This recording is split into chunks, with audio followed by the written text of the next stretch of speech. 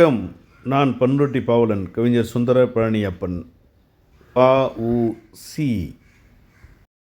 அனைவருக்கும் வணக்கம். நான் உங்கள் பன்ருட்டி பாவலன், கவிஞர் சுந்தர பழனியப்பன்.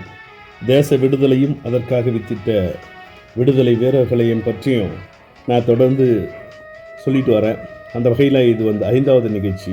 இந்த நிகழ்ச்சியில் நாமெல்லாம் அறிந்த, தெரிந்த, படித்த வ.உ.சி. என்று அழைக்கக்கூடிய வள்ளியப்பன் உலகநாதன் சிதம்பரம் பிள்ளையை பற்றி நான் ஒரு சில கருத்துக்கள் மட்டுமே, நான் அறிந்த கருத்துக்களை மட்டுமே உங்கள்கிட்ட சொல்கிறேன்.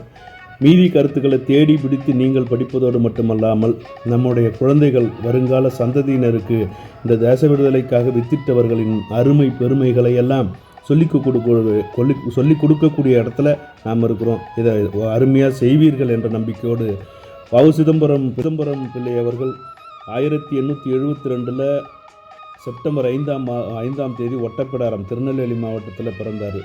சிதம்பரம் பிள்ளை, கப்பலோட்டிய தமிழன், செக்கிழுத்த செம்மல் போன்ற பல்வேறு பெயர்கள் இவருக்கு இருந்தாலும் கூட இவருடைய அரசு விடுதலை இயக்கத்தில் தன்னை முழுமையாக அர்ப்பணித்து கொண்டு ஆங்கிலேய அரசின் இன்னல்களுக்கெல்லாம் ஆட்பட்ட ஒரே தலைவர்.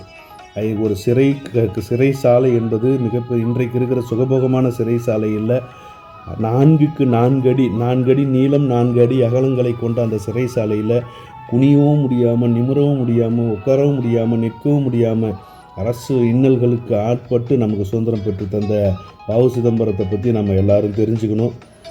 வள்ளி அம்மையை மணந்து வாழ்க்கை துணையாக ஏற்றார் என்றாலும் கூட உலகநாதன், ஆறுமுகம், சுப்பிரமணியம், வாலேஸ்வரன், ஞானாம்பிகை, வேதவல்லி, ஆனந்தவல்லி, மரகதவல்லி என்ற பிள்ளைகளை எல்லாம் பெற்று வாழ்க்கையில் சுகமாக இருந்தாலும் கூட தன்னுடைய வழக்கறிஞர் தொழிலை சிறப்பாக செய்து வந்து நீராவி கப்பல் விட்டது ஆங்கிலேய அரசிற்கு நீராவி கப்பல் விட்டு ஆங்கிலேய அரசின் எதிரியாக சித்தரிக்கப்பட்ட ஒரு மாமனிதர். இவரை பற்றி நமக்கு விடுதலை போராட்ட வீரர்களுக்கு மட்டும்தான் தெரியும். ஆனால் நான் இன்றைக்கு அவர்களை விடுதலை போராட்ட வீரர் என்பதை எல்லாம் நீங்கள் அறிந்து கொள்வீர்கள் என்ற நல்ல எண்ணத்தோடு அவர் ஒரு சிறந்த தமிழ் அறிஞர் என்பதை பற்றி தான் நான் இப்போ சொல்ல போகிறேன். வ.உ.சி. அவர்கள் 4 நூல்களை இயற்றியிருக்கிறார். மெய்யறம், மெய்யறிவு, பாடல் திரட்டு, சுயசரிதை, இப்படி 4 புத்தகங்களை எழுதியிருக்கிறார் என்பது நீங்கள் அறிவீர்களா? கண்டிப்பாக அறிஞ்சிக்கணும். ஒரு விடுதலை போராட்ட வீரராக இருந்து, வழக்கறிஞராக இருந்து, கப்பலை இயக்கக்கூடிய மிகப்பெரிய முதலாளியாக இருந்தாலும் கூட தமிழின் பால் தான் கொண்ட பற்றுல எல்லளவும் குறையாமல் தமிழ் ஆர்வம் உடையவராக பல நூல்களை எழுதியிருக்கிறாருன்னு தான் சொல்ல வரேன். மெய்யறிவு 125 அதிகாரங்களை உடையது. ஒவ்வொரு அதிகாரமும் 10 பாடலை கொண்டு உருவாக்கப்பட்டிருந்தது. அதுக்கு அடுத்தது பாருன்னா மெய்யறம், அந்த 10 பாடல்கள். மெய் அறிவு 1915 எழுதப்பட்டார். வ.உ.சி. கண்ணனூர் சிறையில் இருக்கும்போது மற்ற கைதிகளுக்கு நீதி நெறிகளை விளக்குகிறார். அதனோட சாராம்சங்களெல்லாம் ஒன்று திரட்டி ஒரு புத்தகமாக அமைச்ச மாமேதை. அடுத்தது பல்வேறு காலகட்டங்களில் வ.உ.சி. எழுதிய பாடல்களின் தொகுப்பு தான் பாடல் திரட்டு. 1915 எழுதப்பட்டது. தன்னுடைய சுயசரிதத்தை 1916ஆம் ஆண்டு எழுதி வெளியிடுகிறார்.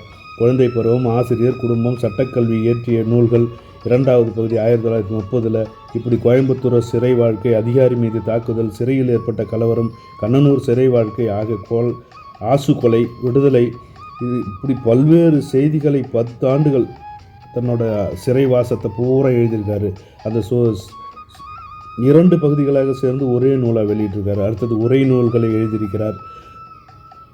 இந்நிலை நூலை 1917, சிவஞான போதத்தை 1935 திருக்குறளுக்கு உரை எழுதியிருக்கிறார். 1935 திருக்குறள் எழுதி பல்வேறு நூல்களை வெளியிட்டிருக்கிறார். வ.உ.சி.யால் புதுப்பிக்கப்பட்ட நூல்கள் திருக்குறவர், மணக்குறவர் உரையும், இளம்பூரனார் உரையும் வ.உ.சி.யால் பதிப்பிக்கப்பட்டது. பல்வேறு கட்டுரைகளை எழுதியிருக்கிறார். வ.உ.சி. எழுதிய நூல்கள் பல போதிய நிதி வசதி இல்லாத அப்படியே பதிப்பிக்கப்படாமலே போய்விட்டது என்றாலும் கூட கட்டுரைகள் கடவுளும் பக்தியும், கடவுள் ஒருவரே, மனிதனும் அறிவும், மனமும் உடலும், வினையும் விதியும், விதி அல்லாது வ.உ.சி.யின் அரசியல் சொற்பொழிவு, பல்வேறு விதமான சொற்பொழிவுகள் தொடுக்கப்பட்டுள்ளன. பத்திரிகை ஆசிரியராக இருந்திருக்கிறார், மொழிபெயர்ப்பாளராக இருந்திருக்கிறார். இப்படி பல்வேறு பணிகளை செய்திருக்கிற வ.உ. சிதம்பரம் பிள்ளை அவர்களை நாம் அறிந்து கொள்வோம். மேலும் மேலும் அறிய பல்வேறு நூல்களை படித்து ஆராய்ந்து தன் நாளை செல்வங்களுக்கும் சொல்லிக் கொடுப்பீர்கள் என்ற நம்பிக்கையில் நல்ல வாய்ப்புக்கு நன்றி கூறி விடைபெறுகிறேன். நன்றி, வணக்கம்.